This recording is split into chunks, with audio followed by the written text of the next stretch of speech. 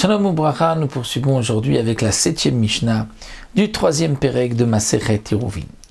Nous sommes toujours dans le Eruvé Troumim pour pouvoir se déplacer au-delà des 2000 amot de la ville, donc mettre de la nourriture à un endroit. Rabbi Yehuda Omer, Rabbi Yehuda nous dit dans cette Mishnah, Rosh Hashanah Shayare Shemai Tetaber. Quelqu'un qui se trouve avant Rosh Hashanah et il a peur, il ne sait pas. Est-ce qu'il va y avoir un jour ou 2 jours de Rosh Hashanah?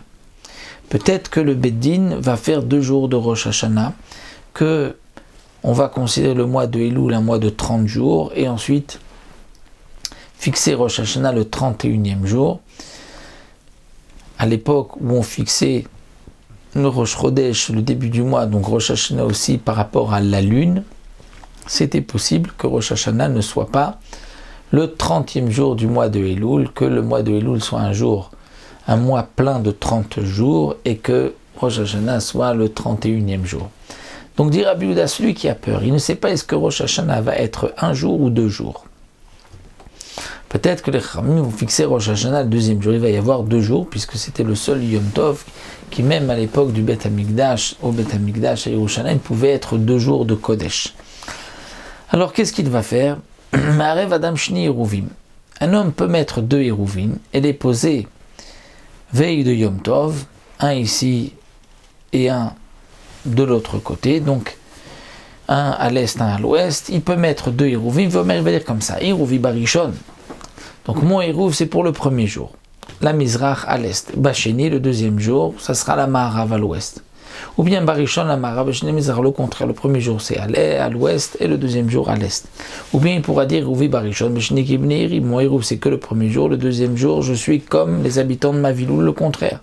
Eruvi Bacheni ou Barishon Kibneiri, le premier jour c'est je suis comme les habitants de la ville, il n'y a pas de Eruv, mon Eruv c'est que pour le 2e jour. Ça, c'est ce que dit Rabbi Yehuda, un homme peut faire cette condition. Velo odulo chacham. Les chachamim n'ont pas été d'accord. Pourquoi? Parce que ça rejoint ce que nous avons vu dans la Mishnah précédente. Les chachamim pensent que c'est une seule kedusha. Dans les 2 jours de Rosh Hashanah, s'il y a 2 jours, c'est considéré comme une seule kedusha, un seul long jour. Rabbi Yehuda dit non. Même Rosh Hashanah, quand il y a 2 jours, c'est un peu comme un safek, donc on peut diviser les jours, un jour ici, un jour là, un jour à l'est, un jour à l'ouest, un jour un Eruv, un jour pas de Eruv. Les Chachamim disent non, lorsqu'il y a 2 jours de Rosh Hashanah, c'est une seule Kedusha, et si c'est une seule Kedusha, donc c'est où tu mets le Eruv, les 2 jours au même endroit, où il n'y a pas du tout de Eruv.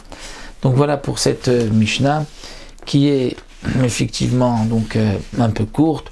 On va terminer avec ce que nous dit le Barthénora, que la halakha est comme les Chachamim pour les 2 jours de Rosh Hashanah, parce que ce n'est pas juste un safek, c'est pas qu'on ne sait pas quand est-ce que les Chachamim ont fixé Rosh Chodesh. Parfois, le Beddin fixait les 2 jours, si les témoins étaient arrivés tard après Mincha, donc il y avait 2 jours de Yom Tov, alors que pour les autres jours de Yom Tov, comme Pessah, Sukkot et Shavuot, où là, les 2 jours, ce n'est que à cause d'un safek, on ne sait pas quand est-ce que Rosh Chodesh avait été fixé. Donc là, les Chachamim sont d'accord avec Rabbi Yehuda que c'est 2 Kedushot et qu'on peut mettre le premier jour un Eruv à l'est et l'autre jour un Eruv à l'ouest.